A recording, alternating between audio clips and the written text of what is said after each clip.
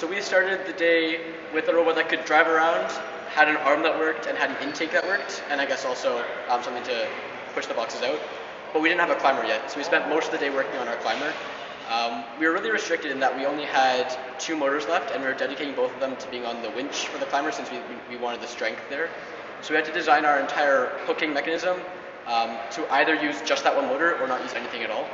So the big challenge was trying to make this single hook run off the same motors that we're using to then spool in the hook. So that was a bit of a challenge, but we got through it today. So Team LC started up quite a bit farther back than Team Elijah yesterday. At that point, we pretty much only had a working drivetrain, and we had prototypes working for our intake and our shooter. At that point, we didn't really know what we were going to do with actually angling the shooter, but individually we had working prototypes, but nothing was really put together yet. What did you decide are the most important things to progress on today? So for us, we were actually pretty happy with where our robot was. We felt that we could actually compete with that. But the main big question that was remaining was getting that climber on.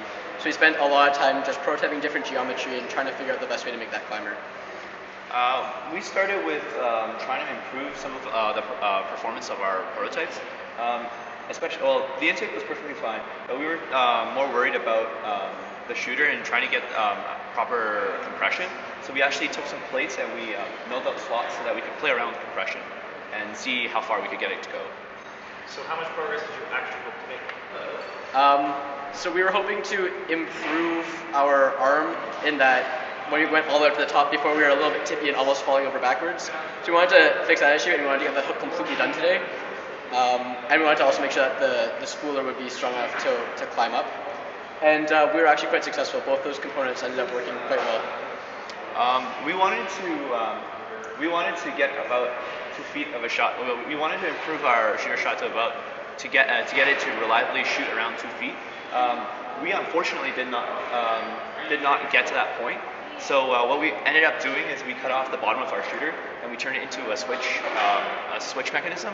So the robot would intake the milk crate at the bottom of the lift, it lift it up, and it just sort of dump it into the switch. So what did you do to try and make that progress? Kind of the same kind of thing we did the last couple of days. We broke up into a bunch of different teams working on the different parts so that we could work concurrently. So since we had a lot of steel to drill through, since we were trying to add ballast to the front of the robot, we had a bunch of guys on a bunch of drill presses all drilling that because it takes a long time to drill through that steel. And then for the hook mechanism, we had 2 teams working concurrently just trying to get the design of the hook into something that we could run completely passively, and then the other team working on getting the spooler done. So you split off into like 3 separate teams all working simultaneously, and then came together at the end to put it all on the bot. Similar to Team Elijah, we actually split up into sub-teams too, one for every sort of subsystem. What's different, I guess, is that we had a couple people set aside to sort of think out the issues. We had a lot of concerns about how all of our subsystems were sort of going to be mounted together, and we had a couple people just dedicated to solving those issues. And how much progress have you made throughout the competition? We think we have everything done that we set out to do. So we managed to get the hook and the hook, like the latching mechanism, completely done and reliably working. We got all of our steel plates mounted to the front of the bot, so it's no longer quite so tippy. And so we've been running around testing it all day, and we've been pretty happy with the fact that it's being able to pretty reliably pick up the crates and plop them out at 2 different heights on the switch height and the scale height. And also all of our tests on climbing have been pretty successful too. So we're all around very happy. We think we've got a pretty thorough bot.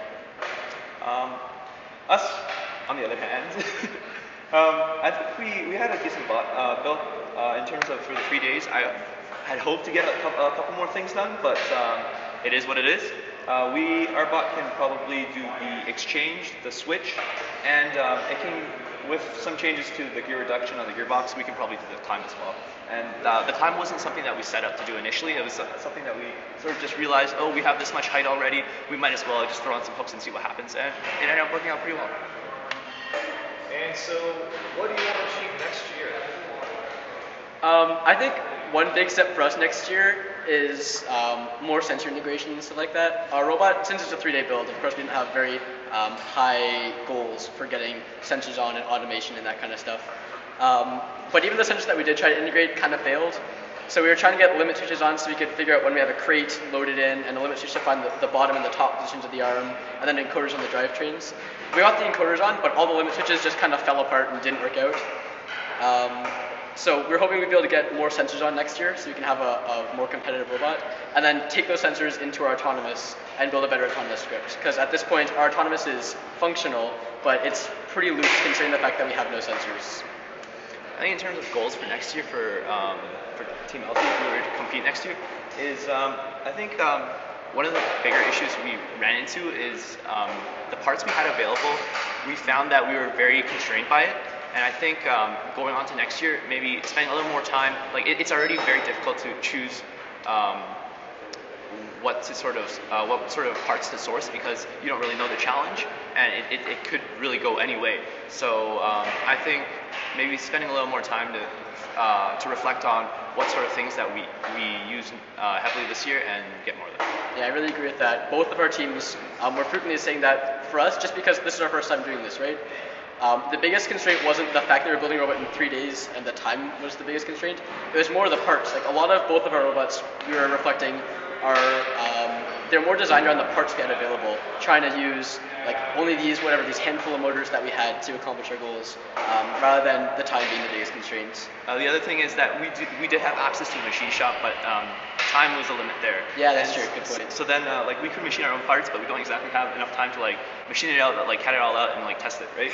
So we ended up buying a lot of cost components, but cost components are generally pretty specific, designed for like a certain task, yeah. And we really don't know what those tasks are going to be. So like utilizing that to, I guess, to the most effective point is sort of hard. And any quick tips for teams heading into the season and the next 5 weeks of build? I would say just really make sure you prototype. We almost made a really big mistake with our robot because our arm, as it swings up, just barely stays within the 16 inches. Because we did a really quick prototype, but we didn't really thoroughly CAD it and prototype things like that. So we almost had a robot that was completely illegal. So I mean, spending the time to like measure twice, as they say, like measure twice, cut once, and to really make sure you have a good prototype to validate your design is really important to make sure that your bots can end up being legal at the end and being ready for competition. I definitely second what Matt was saying. Measure twice, plan it all out ahead, make sure all the ideas you have for all your subsystems actually work and work effectively. And I think on top of that, really take a step back and analyze the game, see what you think you can accomplish, and be realistic about your goals. Yeah, like both of our teams, we listed climbing as the least important thing, surprisingly, in the entire game strategy. So for both of our teams, climbing was the last thing on our list of important mechanisms to get done. Just because we had a good discussion, we talked about what was the most important strategy. That's another really important thing.